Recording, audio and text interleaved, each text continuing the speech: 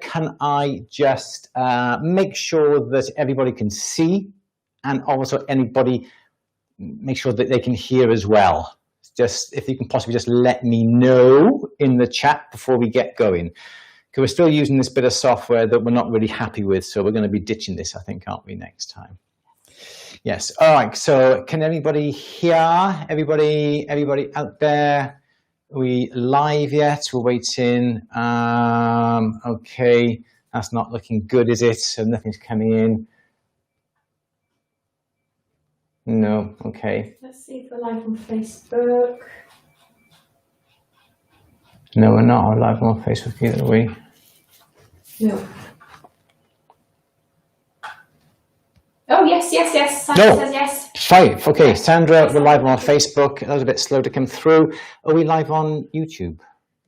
Can you just double check? Guys, are we live on YouTube? Anybody on YouTube?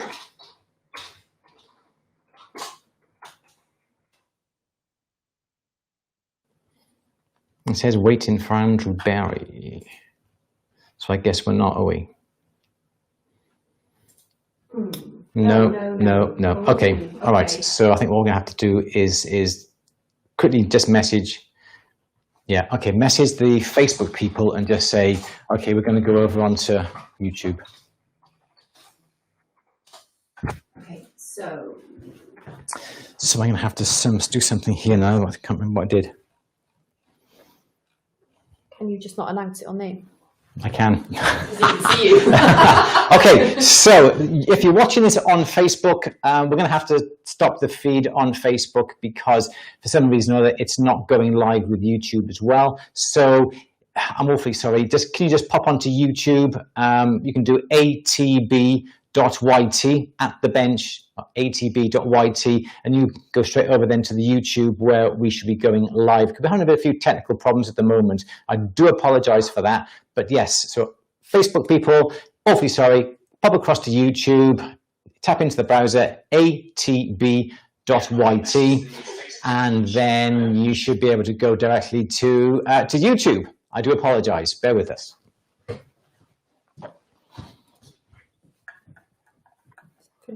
No.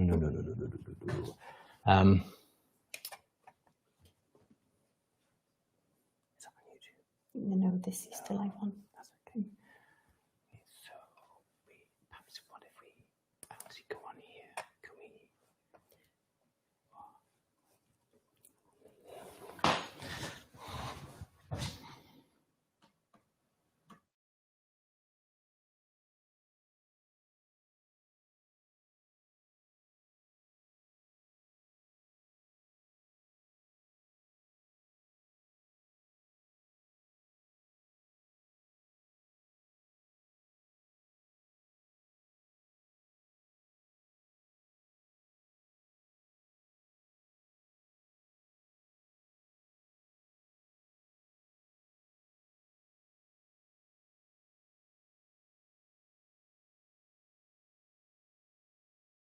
I'll see what I can see here.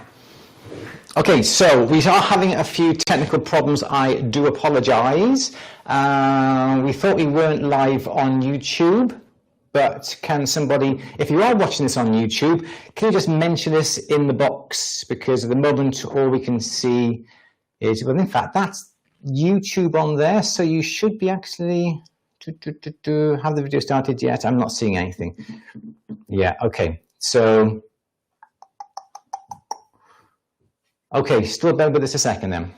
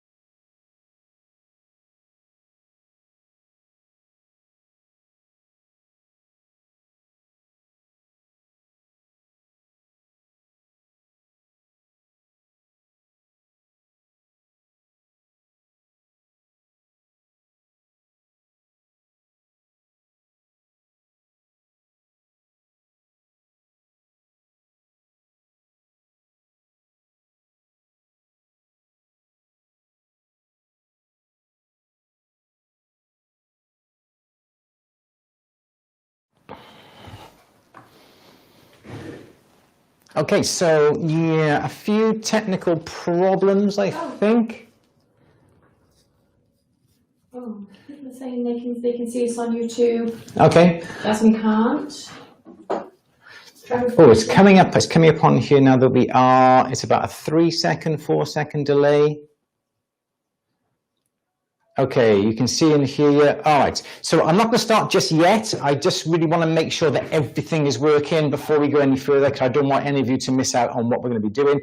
But yeah, we will extend this by a little bit longer, obviously. Facebook people are coming on saying YouTube is working, YouTube is live, but we got no feeds coming in from. But the feeds are coming in on there as well. So like they're all here. Okay, cool. Okay, so everybody can hear me. I was in a previous waiting room, YouTube. There was lots of questions. Yeah, I've lost the questions again now, which is really annoying. Because I know there was a question from Mike. There was a question from. Oh, there was a lady. Yeah.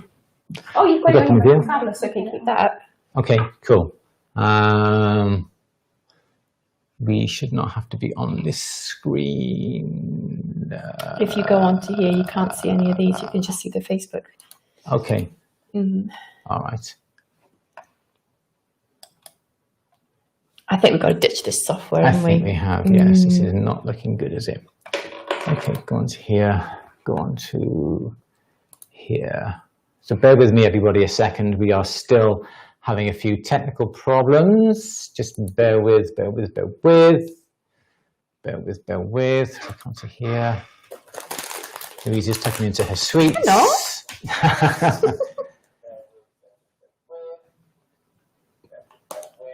All right then. So that we're all okay. I think Louise has the sound on her monitor as well. Let's just knock that off. Down to there. Okay, I think we're all okay. All right, so there's your. All right. All right, everybody. I do apologize for all that. I can have a drink. This is really stressing me out. Here we go. Okay. And calm. Right, I do apologize. I was shouting a little bit earlier. I get a bit stressed out. Okay, so everybody is coming on. Thank you so much indeed.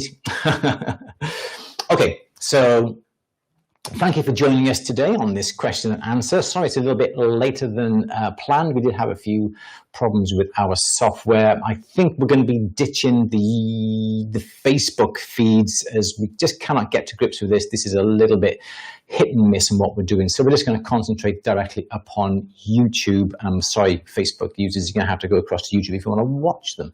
So before I get started, we have actually got our 12-hour live stream coming up on the 30th of May, Saturday the 30th of May. We're going to be live streaming for a live 12 hours, for 12 hours live. We're going to be doing lots of demonstrations. We're going to be doing lots of techniques here at the bench. Every 2 hours, we're going to be doing demonstrations. Everything okay? Yep, everything's okay. Cool. Yep, we're going to be doing lots of demonstrations. We sent out a survey to all of you. Thank you for those who filled it all in. We had over 750 bits of data to go through, and now we've got pretty much a good timetable of what we're going to be doing. That's going to be going up live on At The Bench. We're also going to be posting it on other social media posts as well to let you know what we're going to be doing and when. We got lots of people all lined up. We've got lots of companies all lined up to be giving away products throughout the day. We've got people like Otto Fry, we got Birch Burs, we got Kernocraft here in the UK. We should have Walsh, that's to come. Obviously Durston, we've got W&W, who are tool suppliers in Taiwan, if I am right, and lots of other people giving away products and tools, GRS products as well. Lots of tools throughout the whole day, freebies that you can win, as well as At The Bench merchandise like mugs and pens and t-shirts and goodness knows what. And also we're going to be giving away a brand new Durston rolling mill for one lucky viewer who joins us during the day. It won't be based upon anything that you have to do. It's purely at random. There's no entry to enter any of these competitions, the giveaways. You just purely have to come onto the YouTube on the 30th of May and join in with a chat at some point throughout the day. So, without further ado, Louise, do we have a question? Yes, we do. We'll start with Mike, who is asking, when waxes are moulded, they shrink. How do I get my stones to fit a shrunk setting? A shrunk setting. So obviously there is shrinkage involved. So you do have to allow for that when you come to make up the holes within the wax. You have to allow for a little bit. So if you had the wax and you had the stone, and the stone was a lovely snug fit in, say, a bezel, for argument's sake, well then as that the casting will shrink slightly, you'll have to burr out the bezel a little bit to get that stone to fit. But if you enlarge that setting a little bit so the stone is a little bit of a loose fit, when then the metal shrinks, or when you make a mold or whatever you're trying to do with it, it shrinks, you'll still be able to get the stone in place. But don't forget that you won't necessarily get the same size stone every single time. So what you'd have to do is perhaps buy a bag of stones, buy quite a few stones, and then they say 5mm for argument's sake, but there's always a little bit of discrepancy either side. So you can always then get a stone to try and fit the actual setting. But that's the best way, if you ask me. There is no definite answer what size do you have to make it. Sometimes shrinkage is about 5%. So if you're making, say, a 10mm setting, you have to make it, say, 0.5mm bigger. Or is it? Yeah, that's about 0.5mm bigger than what it actually should be to allow for that shrinkage. So that's the best way that I can suggest for you to get the right size. Okay. Louise, next question. Okay, the next question is from Jane, who is asking for some polishing help. Followed your at the bench polishing video, gone through buff sticks up to 2000. Used my new Fordham for final polish, but still got scratches. Any further advice? Okay, so polishing is always a very sort of popular type of subject, and I think it's one we're going to be covering one of our live demonstrations on our live broadcast 30th of May. Not that I'm trying to plug it or anything. So the important thing is every time you come to polish, you always try and polish or buff at 90 degrees to the last way you've buffed. So for argument's sake, if I get a little bit of silver by here now, so there's my little bit of silver. I have got a buff stick, and I've actually got some brand new buff sticks. I'm not quite sure where they got. Oh, they're over the other side. Bear with me a second. So you've got, say, your buff sticks. You've got quite fine, going up to fairly coarse ones. I don't usually do that. I always come along with, I'm just trying to get my pendant motor to stay because it's in the way of the shot there. Let's put it around that way a bit. There we go, that's better. So what I would always do, you've got your piece of metal. So you get the buff stick of a coarse grit. You will always buff then in one direction, okay? This way, for argument's sake. Let's go a little bit closer for you to see. There we go. So we've got all the lines running now in this direction. You then would get a finer, get that out, there we go. Then you would get a finer buff stick, one with a finer grit, and you'd turn the metal around now at 90 degrees, and then you get your finer buff stick, and then you would go now at 90 degrees to where you've just been. And the idea is you have to remove all those lines that are going to be running this way and replace them with all the lines running in this direction. So we would go over with a finer grade buff stick and keep going this way until we have removed all the horizontal lines, he says, as he drops it on the floor. All right, so you've got all the lines now running in one direction with a fine buff stick. Then you would turn your piece 90 degrees again. Then you would get another buff stick that is finer grit again, and it's the same principle. You've got all these lines running in this direction, and now you have to go this direction at 90 degrees to where you just went with your finer buff stick and replacing all the horizontal scratches with vertical scratches. And as you do this, you're getting a finer surface, and all these little now lines you're putting in are going to be a lot finer than the previous ones. And if you carry on and carry on with your emery paper to a nice fine grit, you should get a really pretty good finish just purely with emery paper, especially up to 2000 grit. So you won't necessarily need an awful lot of polishing them. So you're replacing all the previous lines with final lines running at 90 degrees. If you kept going in the same direction all the time and kept going this way all the time and then get a final grit and keep going this way, you don't know which lines are left in here from the old grit and for the ones replaced with the fine grit. So that is basically what we do. We keep turning it at 90 degrees until we get a nice fine texture. And if you're doing that with a ring, you can go along with the ring shank and then turn the ring at 90 degrees and carry on the other way as well. Just to interrupt, sorry, we can see your camera display settings. I think it's a bit distracting. Is it? Oh, I do apologise. On everything. That one, yeah. Oh, that one there. You're quite right. You're on that one. Okay. Let me just try and get rid of that. Hang on a second. Let me have a look. It's gone hiccup. It has. Up until today, it's been pretty good. So, all right. Bear with me, everybody, on that one there. Let's go on menu. On screens off. There we go. Okay, thank you for that. All right, so what was I saying? Yeah, okay, so we've done the emery paper and so forth. Then you would get perhaps your pendant motor. You would get something like a, which is over, yeah, that's better, there we go. We would get something like this, which is quite a hard calico mop.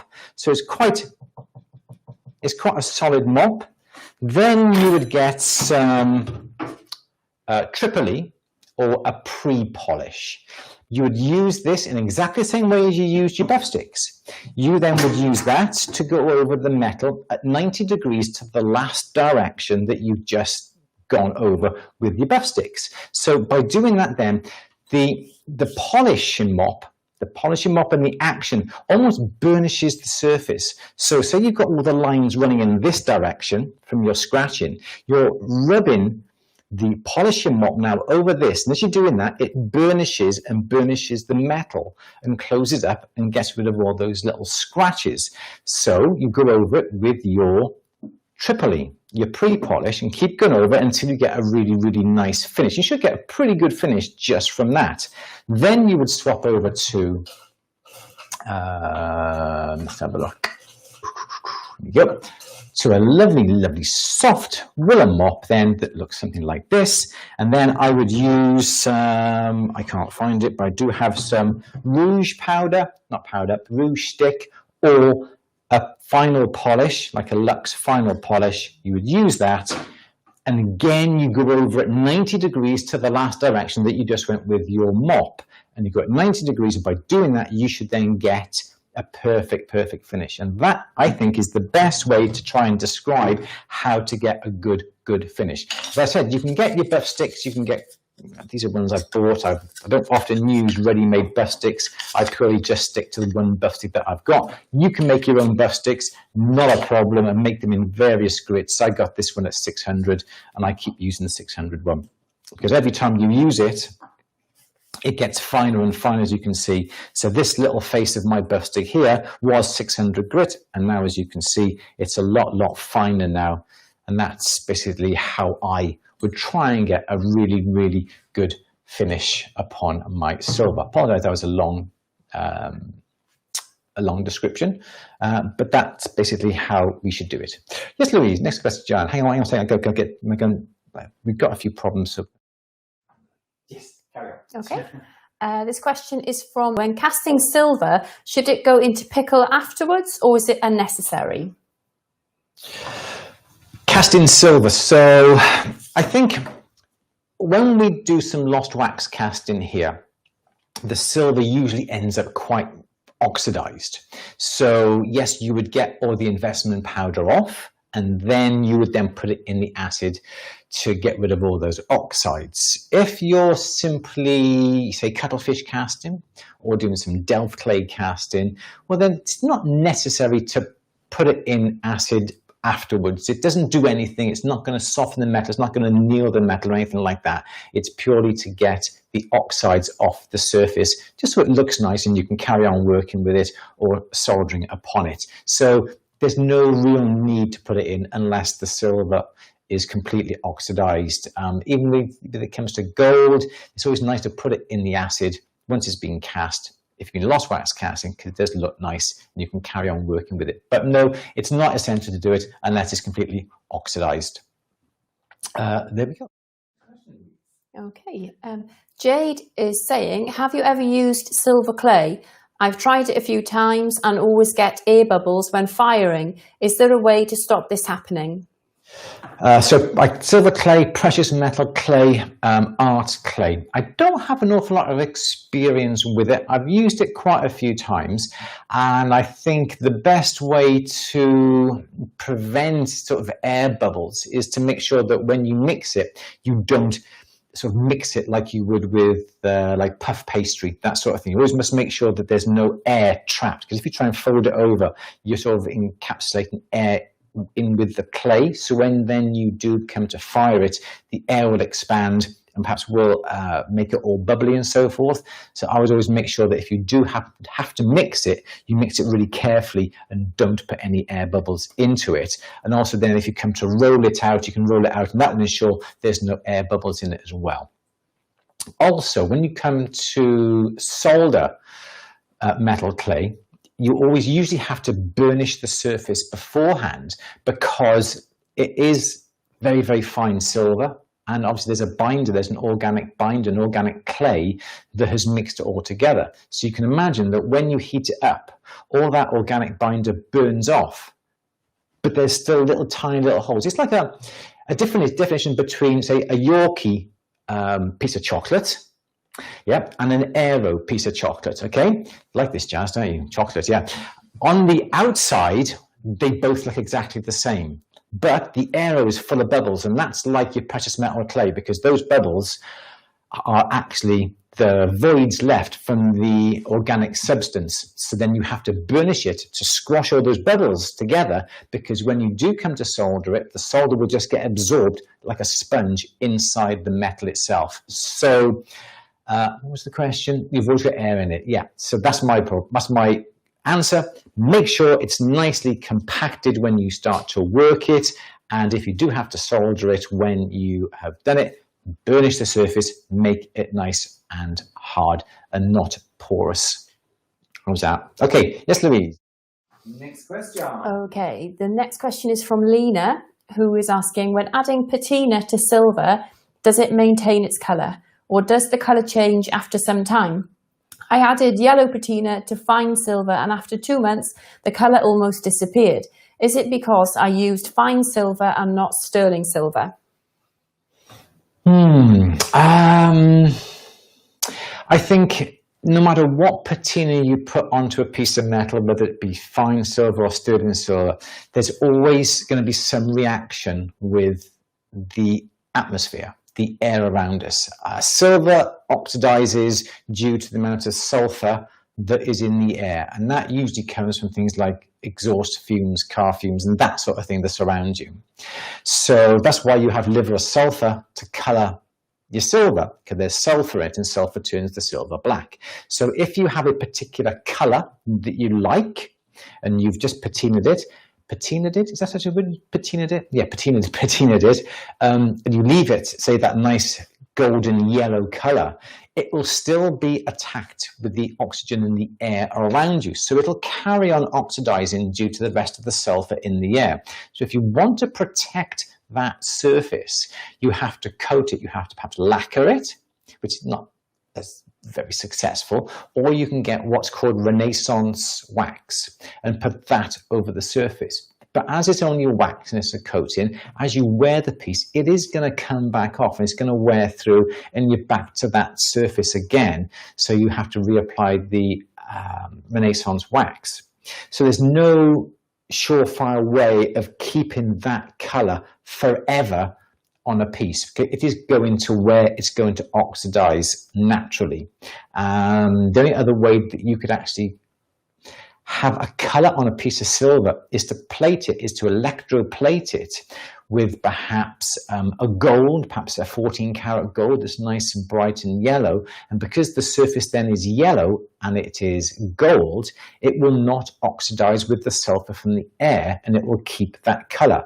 But if it's silver and you've oxidized it, it will always eventually turn either black because of the rest of the sulfur in the air, or if you've worn it and it's rubbing on the backs of rings or so forth, or on a pendant and it rubs back and forth on a blouse, because of that action, it'll always wear the oxidization off and you're back to the base color of the silver underneath. I think that pretty much answers that. Yeah, excellent. Thank you so much for that question. Good question. Yes, Louise. Okay, Len is asking, can you quickly walk through your favourite steps in polishing sterling silver? What are your favourite polishing tips for your flex shaft, and what order do you use them in? Refer to my question about a couple of 5 minutes ago. All different steps, basically, you can just go through to get a really, really good finish when it comes to silver. Well, for me, my little shortcut would be just purely to have a couple of buff sticks, obviously. Now, I always use just a 600 grit buff stick. I don't bother trying to have all these different grades, these different grits that you can buy. I purely use, as you can see on this one here, really, really well used, really, really worn. So what I would have is perhaps 2 or 3 buff sticks. They've all got 600 grit upon them. And that's my favorite. I don't normally buy any other type of emery paper at all. It's always 600 grit. Make up your buff stick. There's some films on YouTube that we've done many, many years ago. I'm obviously a lot more handsome then with less grey hair. Make them up, 600 grit, use them. As the paper wears, they are becoming less and less. So this now here was 600 grit, but as you can see, we've used it and it's a little bit finer. So always have a couple of buff sticks to hand. That's my number one tip, really. I don't bother with any other these sort of progressively finer buff sticks because the emery paper wears. And always go at 90 degrees to where you originally went, and perhaps experiment with polish. I always like using the Tripoli. This is a bar that, as you can see, it's really, really well worn. But experiment, buy some Lux polish, buy some Menzerna, and always use a pre-polish with a hard mop. Now, that's my little sort of tip as well. It's a pre-polish, it's a hard mop, okay? So it's a hard mop. You can bang it. You can get these little felt wheels as well. It's got to be a hard mop with a pre-polish. Then you come on to a fine, high finish polish like a rouge or radio rouge, or again, a finer Lux polish, or you've got high finish on Menzerna, and use a lovely soft mop then for your rouge and your final polish. And always don't forget, when you have done your Tripoli, your pre-polish, there's always bits of polish on the surface. So always make sure you wash that off. Don't try and rub it off with your finger or a cloth, because you're going to be scratching the surface. Perhaps put it in an ultrasonic for a few seconds just to get rid of all the polish, or some warm soapy water would be another way just to get rid of that pre-polish. Then come along with the fine mop, the woolen mop, the high finish, and go over that. And again, once you've gone over with that, again, a quick dunk in some warm soapy water. Don't rub the metal to dry it, perhaps just pat and dry it as well. Or if you've got some what we call a sawdust dryer, get that nice and warm. There's boxwood sawdust in it. You put the piece in it, and that usually gets rid of all the moisture off the surface and leaves a lovely finish because there's no drying marks on it. And I think really, within the space of what we're showing here, those are the best tips, although we will be going into polishing in a lot more detail when we've got like a whole hour or so to devote to it when we do our live hour on the 30th of May. Okay, this next one is from Amanda, who is asking, where do you get PNP paper from, and what inexpensive stone setting device would you recommend for holding the bezel while setting the stone? Okay, PNP paper.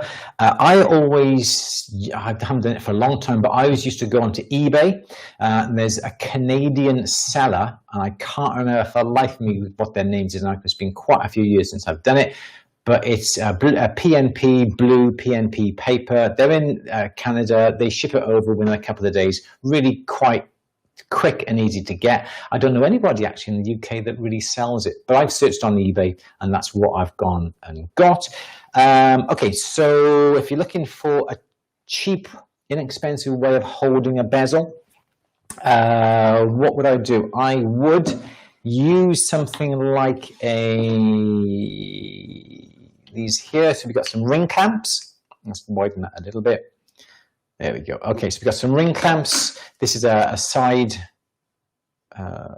ring attachment there. This is the wedge type. So we've got these. Then I would get some what's called jet set or thermolock. If you're in the UK, we sell thermolock. Go to andrewberry.co.uk, go up on the top, it says shop, and we sell thermolock. We sell 2 sticks of thermolock in a little bundle. With thermolock, you warm it up with hot water or pop it in the microwave or get your hairdryer onto it, and that will soften it. And that would be a fantastic way then, once it's soft, to be able to put your bezel into the thermolock, which is like a grey, I don't have any here actually, which is like a grey plastic, then perhaps squidge the end and fit it into your ring clamp, just like a big ball of chewing gum almost. So you put the end of it in here, so the end fits in here, then you have a big lump up on the top, put your bezel in that thermolock, and then as it cools down, it gets harder and harder.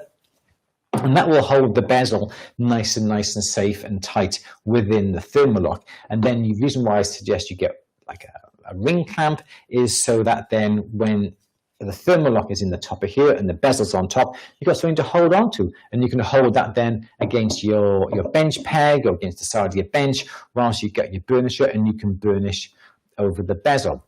To get the bezel out, just get some warm water. And if the stone can withstand the warm water, obviously take it out the ring clamp, put your little lump of grey thermoplastic in the water. That then will soften the thermosetting plastic or thermoplastic. Then you can take your bezel out, or just get a hairdryer, again a hot air, just to go over the whole plastic, just to soften it enough, just to remove the bezel. But don't put it back in the microwave when there's metal in it, because you're going to get a fantastic firework display and sparks everywhere. Everybody okay? Yeah, okay.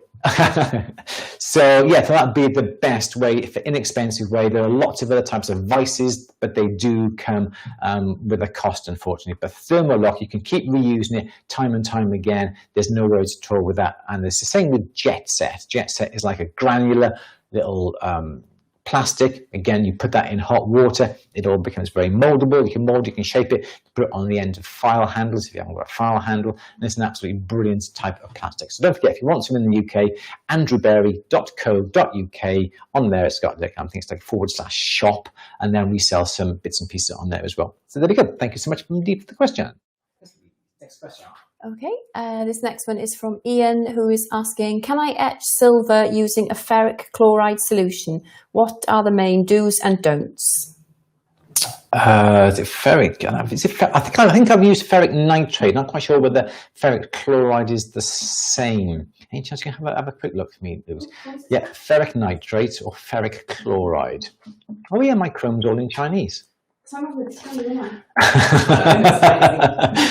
Sorry, I don't know why.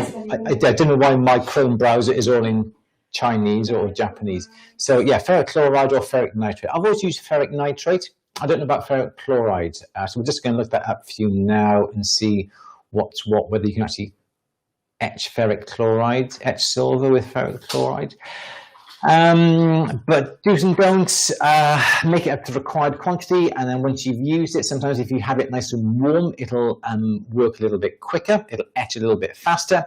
Always keep it in an airtight container and keep it in the dark. That's the best thing, and keep it cool as well. Obviously keep it covered so it doesn't evaporate, and keep it in the dark so it doesn't go off. So can we, yes you can. So yes, you can etch copper, brass and nickel, and nickel silver. So I would have thought Yeah, 925 silver can be etched using ferric nitrate.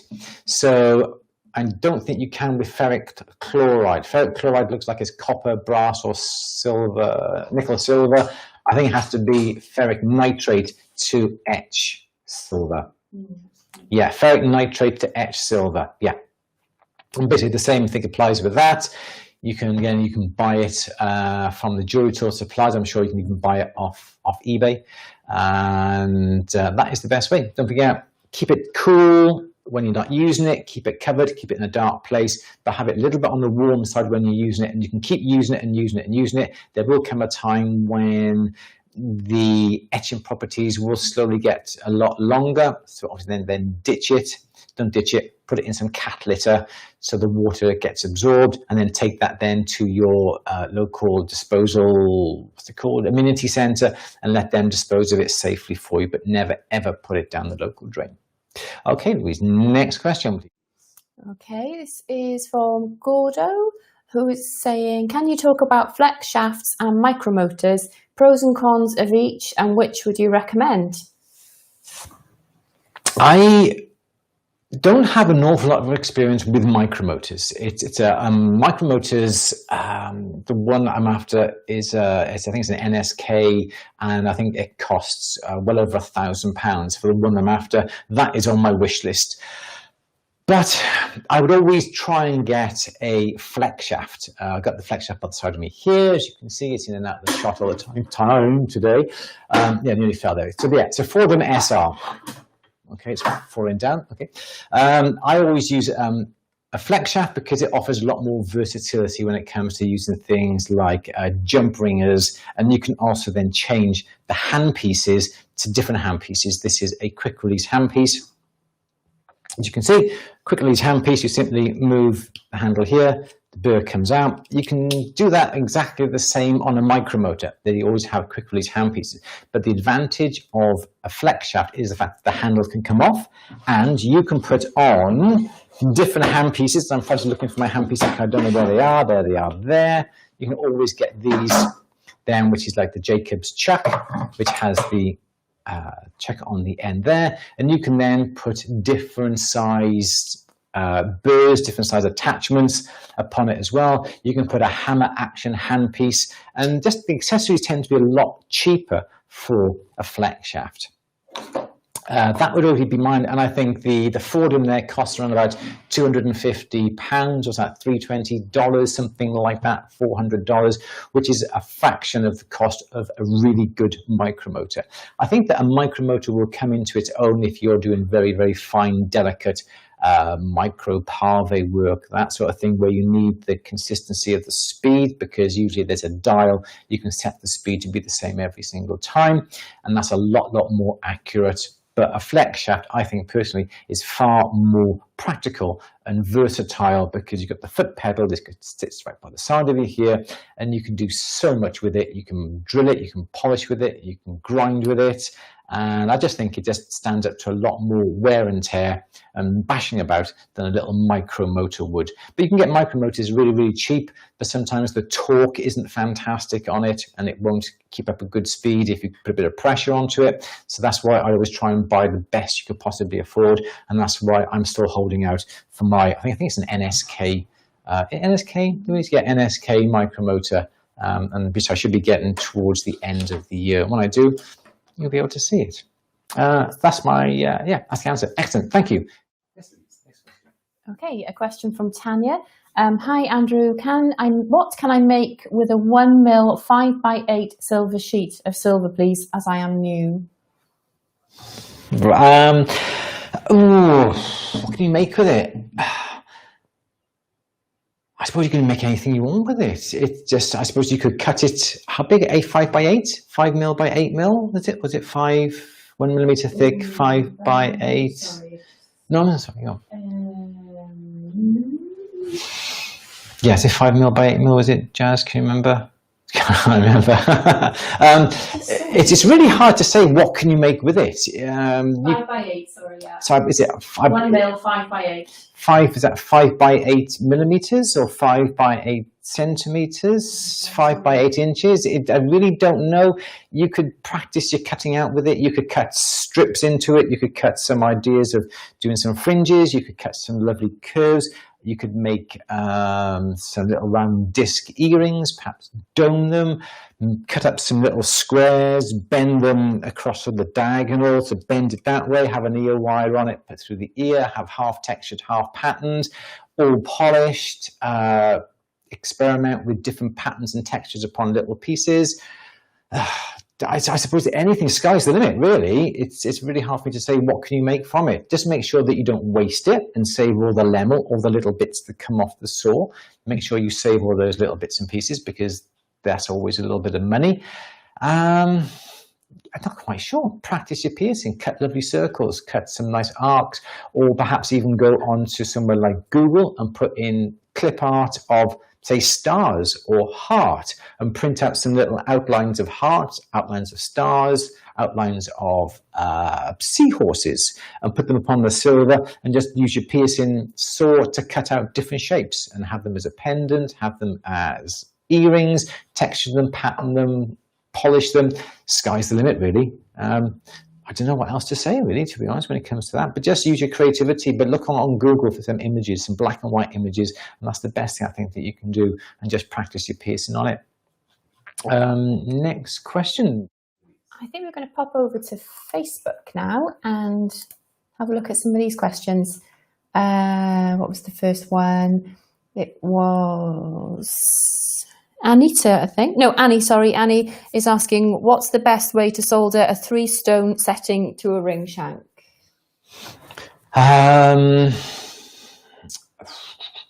best, I haven't got my pad out today, have I? The best way would be, without obviously seeing what and how your 3-stone setting is, but we can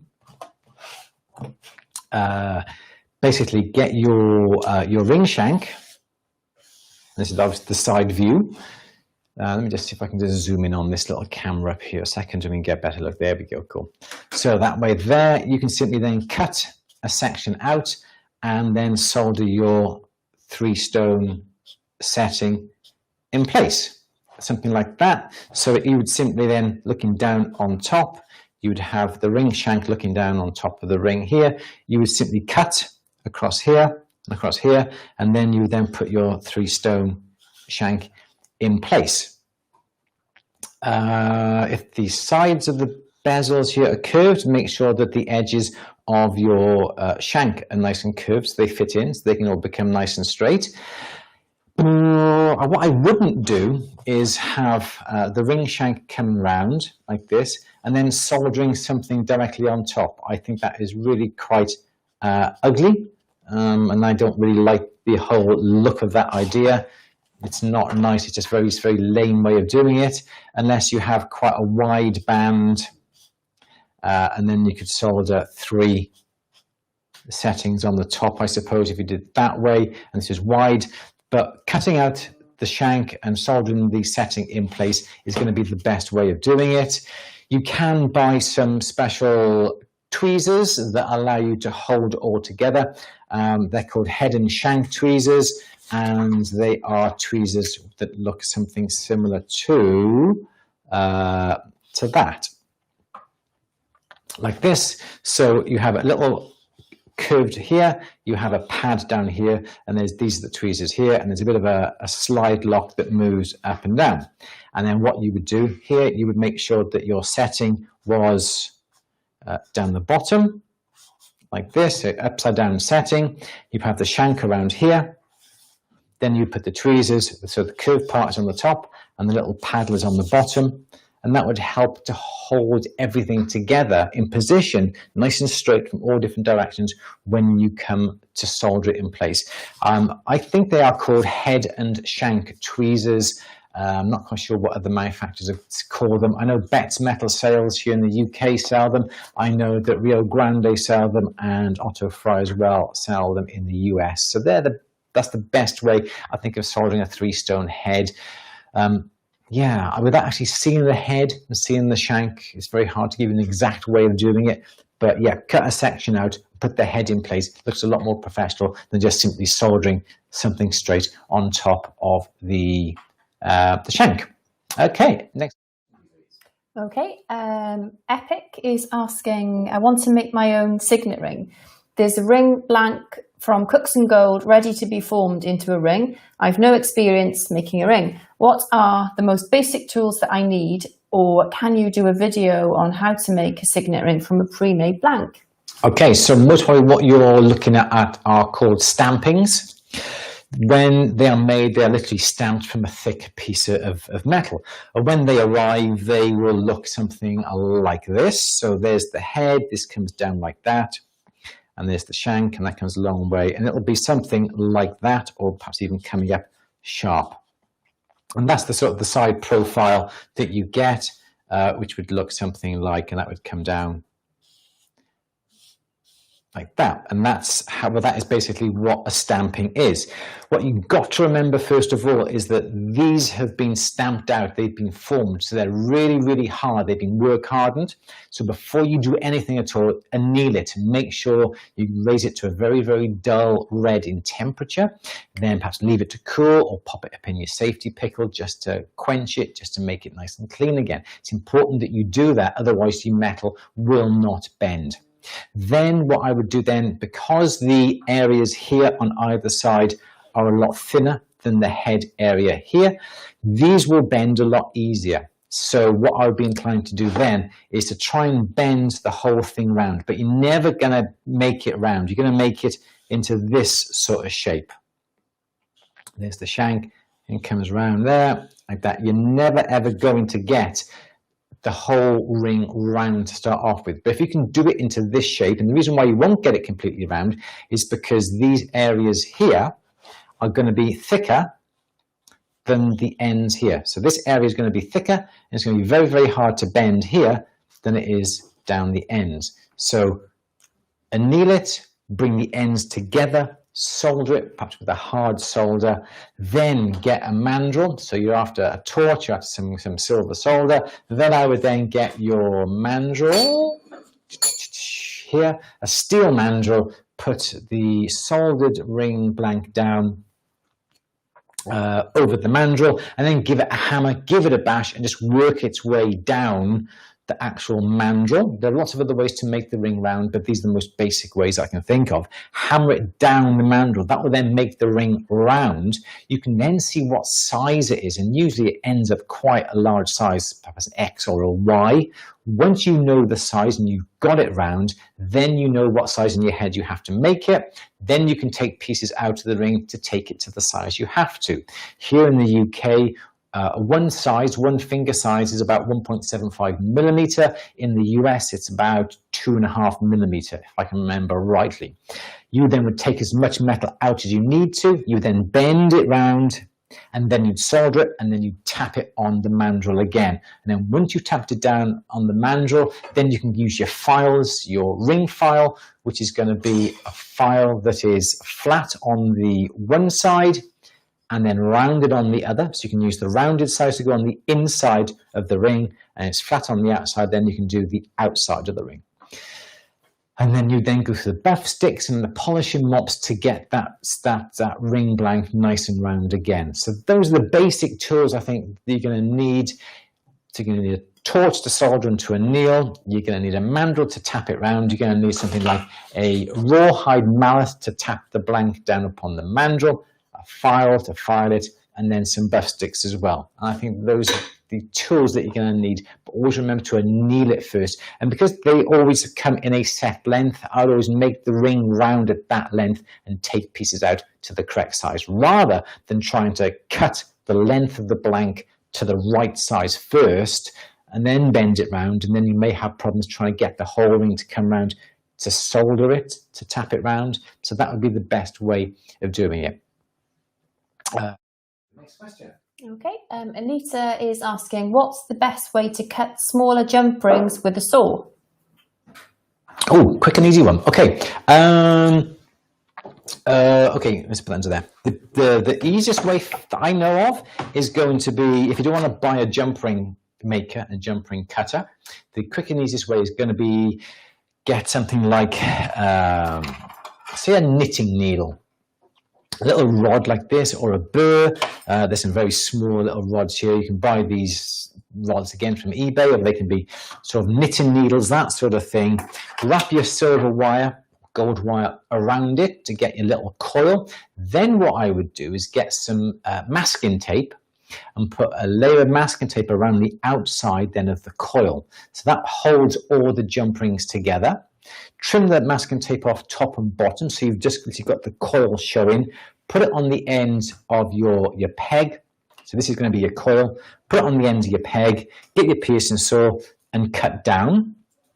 Alternatively, if you have a coil, get your piercing saw and put the blade up through the middle of the coil. All right, so the coil is here, so put the blade through the middle of the coil, then tighten the blade back up, and then tension it.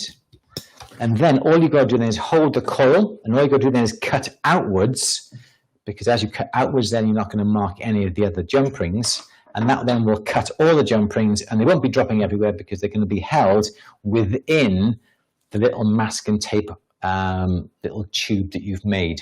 So that's my best tip. Masking tape around the outside of the coil, saw blade through the middle and saw outwards, and that then will keep all the jump rings together, and you can do some really, really fine jump rings with that. Excellent question. I like that question. Thank you. Okay, this one is from Anita.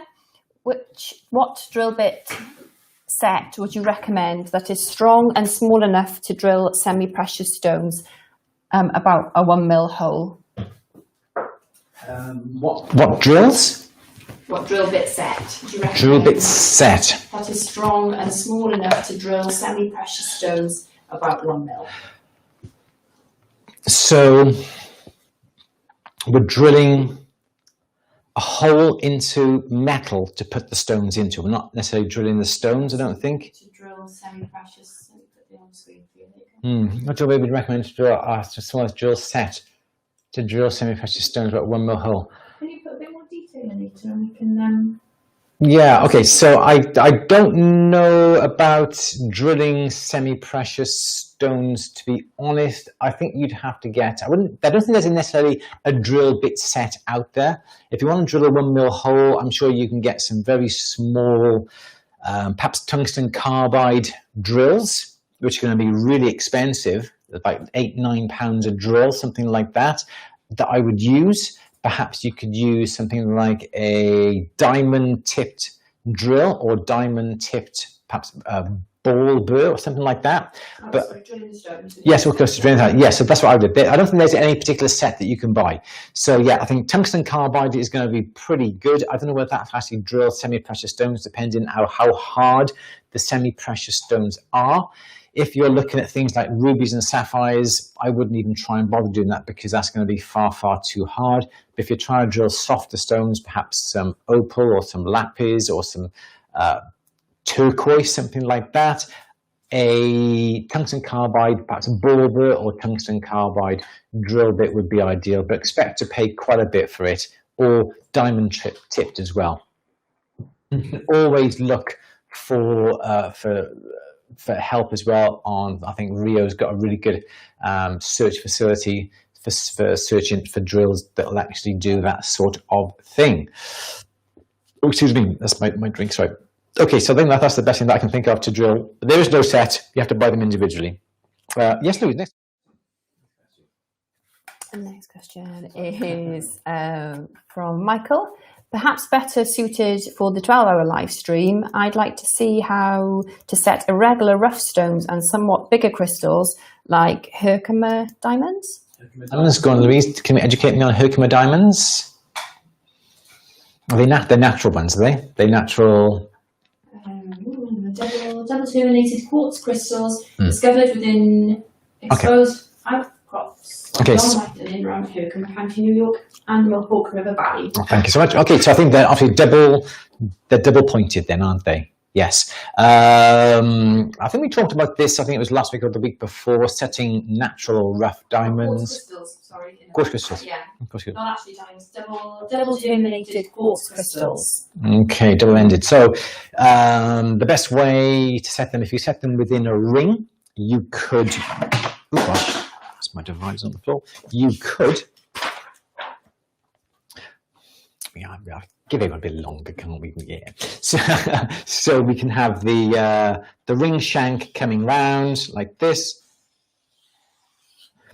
Ring shank like that. Then you would get a little ball bit to make an indentation here, an indentation in that side, and then you could set the stone like that. So that's tension set that way. So it relies upon the thickness of the metal so it doesn't come apart.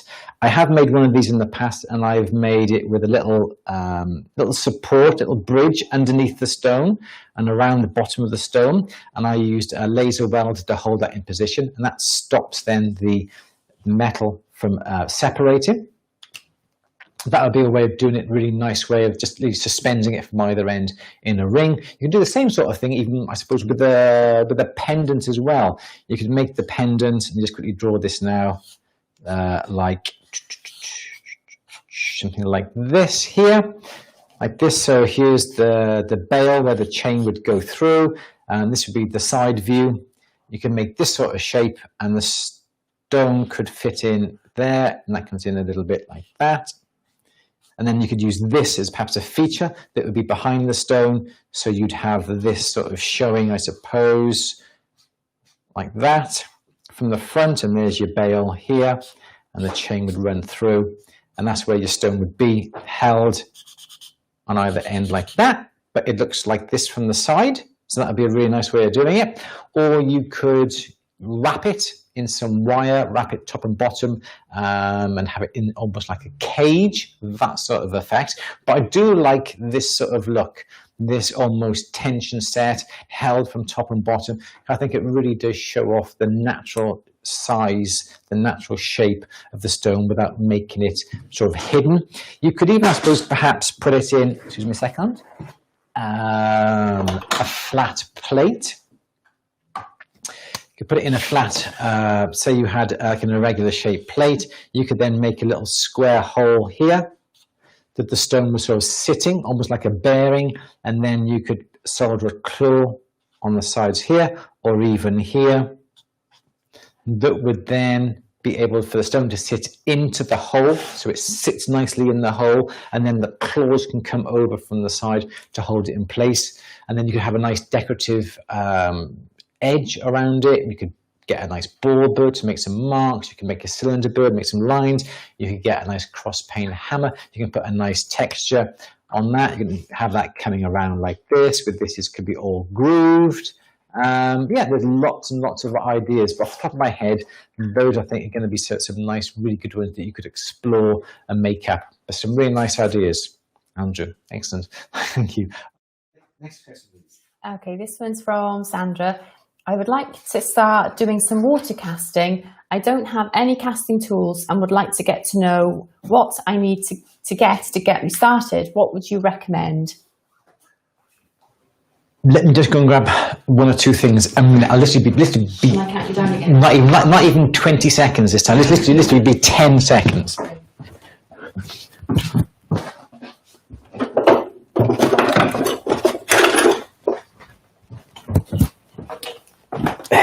So all you need would be, are you still on? Yeah. What's that? All you need is something like this. This is simply a little crucible in a crucible handle. And that is literally all that you would need, because then you would put your silver in the area here. You would get your torch, your larger torch. You'd melt your silver in here. You get a bucket with a metal bucket full of water, and you just simply pour it into the water. And that's really as simple as that. If you buy a crucible, always make sure that you season the crucible first. As you can see with this one, it's quite glazed. So when you have these first, they are this chalky sort of ceramic material. You have to then heat it up and put some powdered borax into the bowl and all around the area here, just to make sure that your silver does not stick to the crucible. Once you've done it once, you don't have to do it again, because then when you put when you put your bits of silver in the crucible here, you then will sprinkle some borax on the top of it. Then as you heat it with the torch, it becomes nice and molten, swish it around, nice and molten, literally pour it into the water, and that is really all you're going to need. Crucible handle, or a whip they call it, and make sure it's long enough away from the end.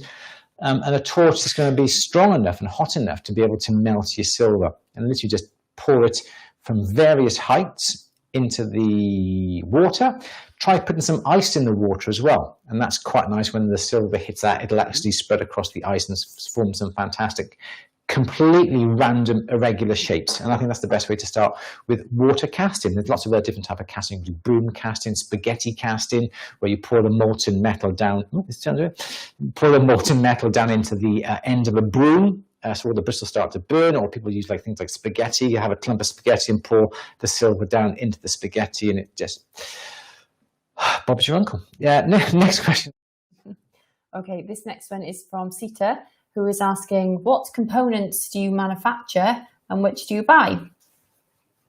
Okay, so I think it depends really on what you're making. What do I buy?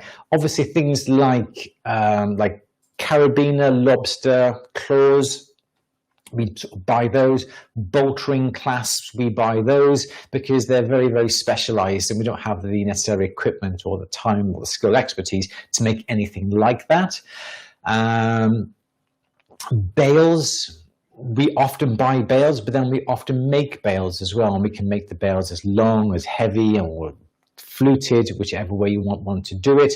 Again, it depends on how much time you want to spend upon a particular project. If somebody comes in and they've got their scrap gold and they want something made from it, then obviously then you would try and make up as much as you possibly could from that scrap gold. Obviously there's going to be things that you may have to buy for that particular sort of project. Perhaps there may be a different type of setting, like a claw setting, that you perhaps don't have the skills to make up, but then perhaps you can buy that in. Say chain to hang a pendant from, but I would simply buy that chain in. That's a lot easier and better and cheaper and to buy that in than to try and make it. So lots of different things that you can buy, depends upon how your skill is, how much time you've got to make it. And if you could spend perhaps an hour, 2 hours making a ring shank, then you'd have to obviously include that time on your final piece making that ring shank. Perhaps you could buy that ring shank for half the price, and you could buy it in one day. It would come in and you can get on with that piece of work and do it now, instead of having to spend time making the ring shank. So you've halved the cost by buying it in, and also then you have then you also then don't have to add on the extra expense the time it's taking for you to make it. So you have to weigh up these pros and cons. Is it cheaper for me to buy it in, or is it cheaper for me to make it? Obviously it's nice to make everything, but there are times and limitations and expenses that come into it when you really just, it's easier to go and buy something. So that's basically what I would sort of go and buy. I do have like a little bit of a collection downstairs in the other workshop of little settings and so forth that I can use that I've bought in already, because sometimes it is far cheaper to buy a setting that may cost you £15–20, whereas if you actually had to sit down and make it, it may take you an hour to make it, and then perhaps if you're working on £40 an hour, you got to charge at least £40 for it. So you've immediately doubled the cost of that actual piece of setting. So there's lots of things you've got to take into consideration when it comes to buying in sort of ready-made components. Perhaps hinges, perhaps revolver catches for brooches and that sort of thing. I would pretty much all buy in, because it's far, far cheaper, quicker and easier for me to do it. Next question, please, Louise. The next question, we'll go back onto YouTube for this one, is from Helly, who is asking for help with cabochon stones that are a little bit wobbly after being set. I'll have to take them out somehow and try again, but how do I get them perfect? Okay, so you want to take them out.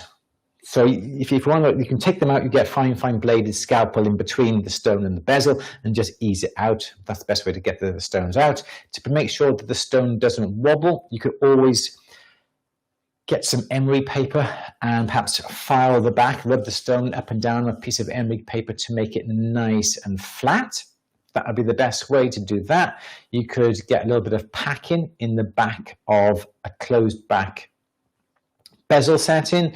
You could use some, in fact, someone messaged me the other day on Messenger, and I apologize I haven't replied, but he suggested you get some polymer clay, and you put polymer clay, a very thin layer, in the bottom of the setting, and you can also use a little like a Daz clay, I think, something like that.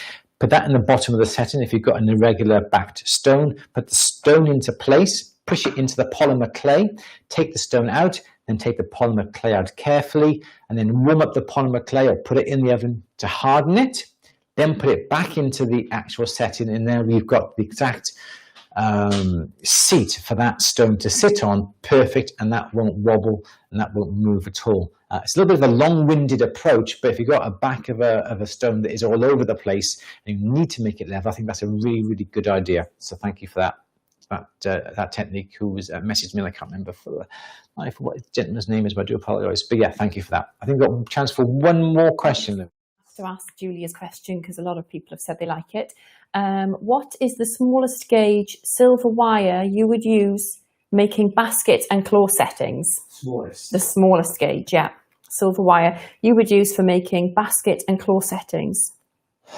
Okay, so again, I think it depends on what size stones you're perhaps looking at. If you wouldn't use anything that's going to be too big, too thick for the size stone. I think it all has to go in some sort of relation.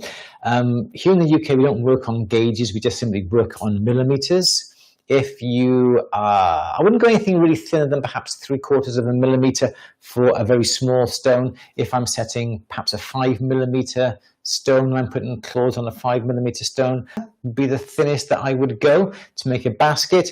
You could make the upper basket and the lower basket perhaps slightly thicker to support the claws that would come round.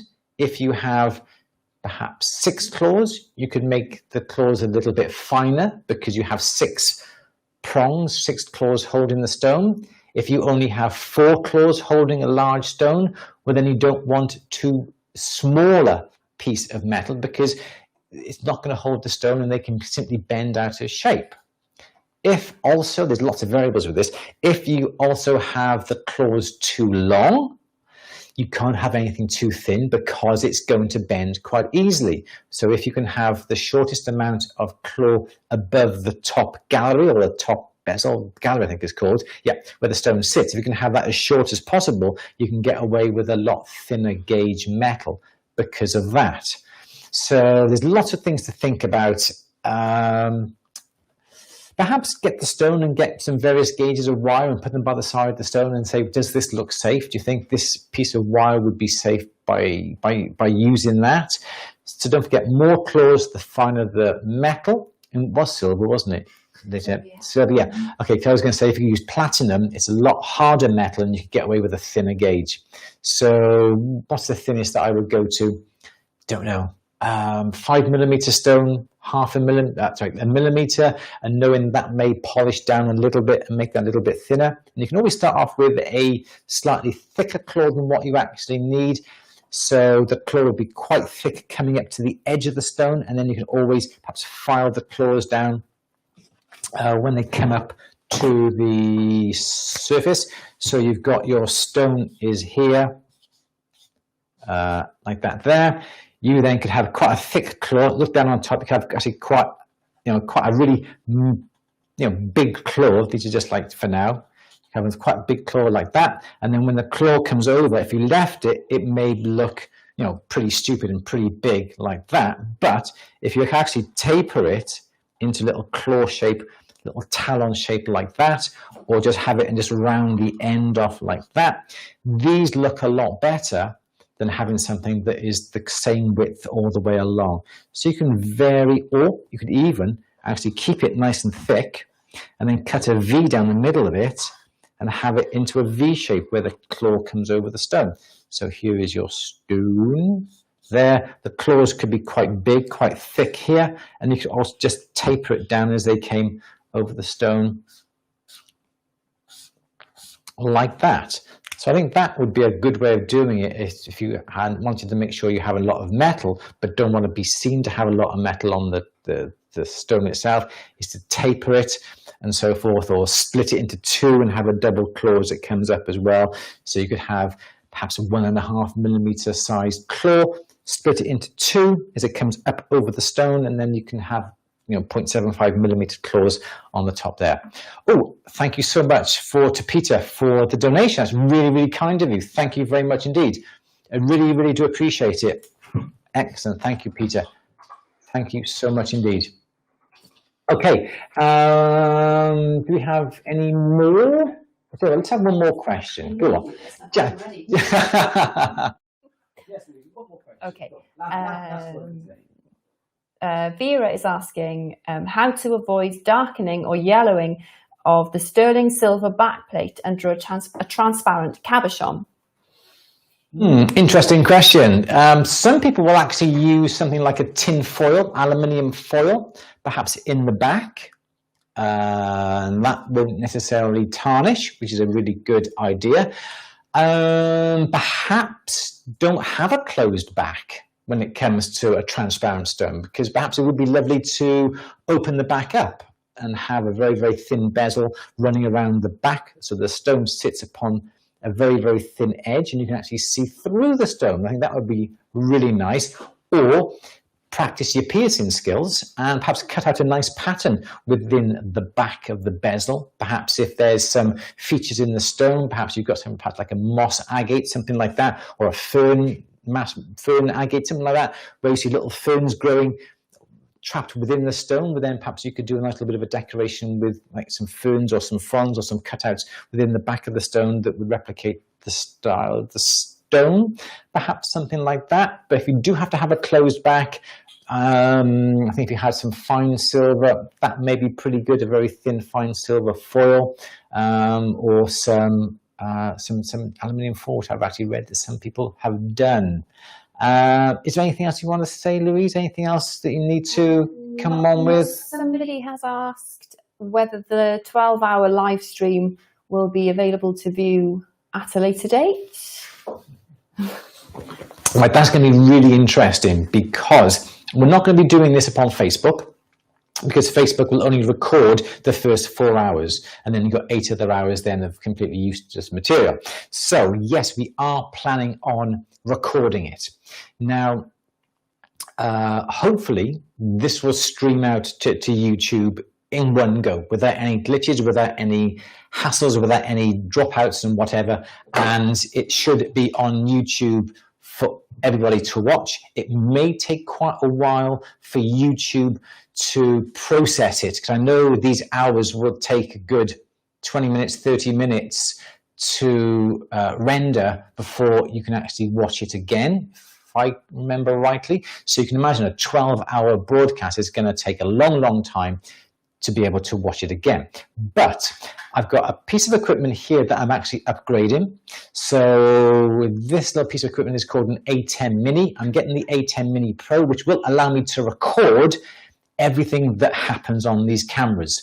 So should anything happen, I've always got a recording of what we are going to be doing, and should anything happen upon YouTube or whatever, we've got a recording. And what I will do is split up that recording as well, so perhaps we can feature the live broadcasts of all the techniques that we do, just to put them all on separate films, so you don't have to go through the whole 12 hours and watch it. We will split it up in perhaps an hour segments, and we'll have our favorite segments, whether we have a chat or whether we do live techniques or whatever. So we'll cut out all the garbage and just actually have the actual pieces of the techniques that you actually want to watch. So the answer is yes.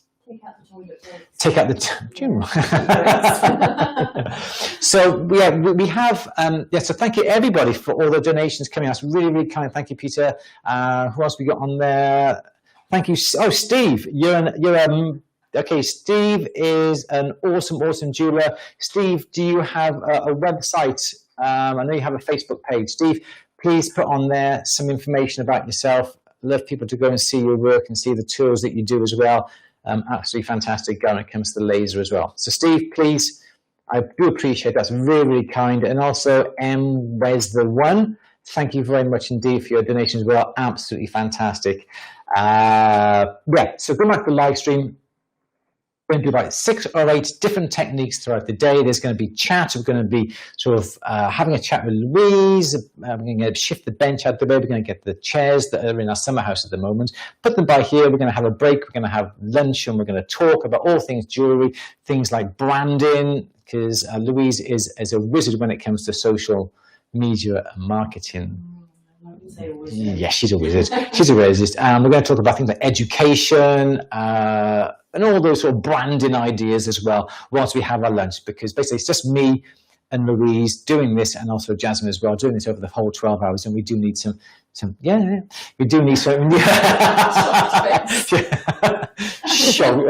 Jasmine doesn't work. Jess. Yeah, okay. 12 hours. So we're going to be doing this over the whole 12 hours. So we're going to need some things like toilet breaks and drinks and food and that sort of thing to keep us going. So that'll be on the 30th of May, starting at 9 o'clock British summer time here, obviously running the whole 12 hours, trying to cater for as many people around the world as possible. We try to cater for the techniques that everybody's wanted to see in the time scales that they want to see it. So we've done our best to get everybody's request in for the times that they want to watch the particular topics. But there are some where they want to watch at a certain time and it's just the middle of the night for us. Unfortunately, certain people we haven't managed to cater for. But I think the majority of people we have. So that's going to be an absolutely wonderful experience. For 12 hours, that's on the 30th of May. Can't wait. Anything else that's just quickly come on? Yeah, Jeff is saying, please, you haven't forgotten everything I taught you, Jeff Field. Jeff, how good of you to join me today. How is life? How is retired life? Thank you, I do appreciate that, Jeff. Jeff, yes, Sutton Tools, married to Maggie. Hope life is treating you well. Hope you're enjoying life. Thank you, Jeff. So everybody, thank you very much for coming on today. Don't forget, we're going to have prize giveaways from companies around the country and around the world. We're also going to be giving away merchandise and so forth at the bench, t-shirts, mouse mats. We need to publish the itinerary as well, don't we? So that people can see what's going to be live and when. Yes. Because they're not necessarily going to watch the whole 12 hours, but they might appreciate knowing when things are going to come on. Yeah. Okay. Yeah, we'll make sure that we put like. You want to watch the whole 12 hours? Perhaps we give a prize to the person who watches the whole 12 hours, but you can't put your computer on at the start and turn it off at the end. You'd have to keep commenting throughout the whole 12 hours so we know that you're still awake. Can we work out the most active person? Golly gosh. Oh, no, because I'm going to read all the comments. You have, yeah. So the idea is we're not going to have the comments on all the 12 hours. We're going to be turning the comments off whilst we have a chat, but when we're going to be doing the live demonstrations, we'll have the comments on, and we welcome comments on actually what we're going to be doing. So things like we're going to be doing polishing, we're going to be doing soldering, we're going to be doing texturing, we're going to be combining texturing with using the rolling mill. We're going to be doing forming. We're going to be doing some Delft clay and cuttlefish casting as well. I think there's 7 different topics. Every other hour we're going to be doing that throughout the day. Giveaways every single hour. Yeah, it's all based on basically What people wanted to see, isn't it? And the information we collected from the surveys. Yeah, it's going to be absolutely mind-blowing. Right, anyway, thank you very much for coming on today, and I do apologise for the technical problems that we had at the beginning of the hour. Hope we carried on the extra just to make up for it, so I do apologise. We're not going to be going on to onto Facebook again. We're just going to concentrate purely upon YouTube. It seems to be a lot more reliable, so I do apologise to everybody who's on Facebook. You're going to have to pop over across onto YouTube and watch. I do apologise for that. That's it, unless we can actually get some decent software that actually works. What time do you start? Are we still having the 1 hour session next Wednesday and the 12-hour on Saturday? Or yeah, okay. Yes. So yeah, 9 o'clock I think was the based on the availability of Yep, it's good. So it's going to be 9 o'clock British summertime, 30th of May, Saturday morning. We're going to start. A bit of cheeky banter was probably at the start and at the end. We're going to be giving away a Durston rolling mill, one of the big rolling mills, geared rolling mills. Matthew's very kindly giving that away. There will be discount codes that we're going to be giving out throughout the day as well that will enable you to go onto the suppliers to be able to get discounts on the day. Trying to get those discount codes available for the week after as well, but I know there'll be a 20% discount code off all Durston products off their website. Otto Fry has very kindly given us the Green Lion saw to give away, a bundle of saw blades and a saw blade holder as well as a discount code that you can get, I think, 10% off on the day as well. Loads of other things to give away on the day, so stay tuned for that. So everybody, thank you so much for coming on today. Really do appreciate it. Thank you for the donations. Your super chat's excellent. Thank you, guys. Thank you very much indeed on that. Sorry we haven't got to every single question, but obviously, as you know, it's really impossible. But we are making notes of all the questions, and we will be producing more films when we go back to work. Back in the 1st of June, I think we're going back to work, and we may stop the questions and answers, the live question and answers, but we may be doing some pre-recorded questions and answers based upon all the questions that have been coming in over the past 5-6 weeks. Everybody, thank you so much for joining me today. Myself and Louise, do you want to say goodbye, Louise? Bye, Louise. Jasmine, shout out. Bye. She's shy. So everybody, thank you, everybody. Thank you for Louise, Jasmine, for helping out today. I do appreciate it. We will see you all 3:30 next Wednesday for another, and maybe our last question and answer. Oh, you want to carry on? You want to carry on? Why not? There's still questions to be answered. There will always be questions to be answered, won't there? There will always be questions, always questions. All right, then, everybody, this is it.